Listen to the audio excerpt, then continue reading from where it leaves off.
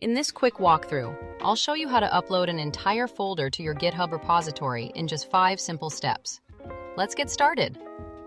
First, you'll want to locate the Add File button near the top of your repository page. Go ahead and click it, then choose Upload Files from the drop-down menu. Here's where it gets easy. Simply grab the folder from wherever it's saved on your computer and drag it right into your browser window. GitHub automatically preserves your folder structure when you do this. Once your files are loaded, scroll down until you see the Commit Changes section. You'll need to type in a brief message describing what you're uploading. Something like Add Project Files works perfectly. You have 2 options here. You can commit these files straight to your main branch, or if you prefer, create a new branch to keep things separate. Pick whichever approach fits your workflow best. All that's left is to click the Commit Changes button at the bottom.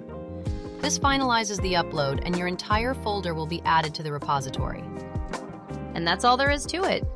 Your folder is now safely uploaded to GitHub with its complete structure intact.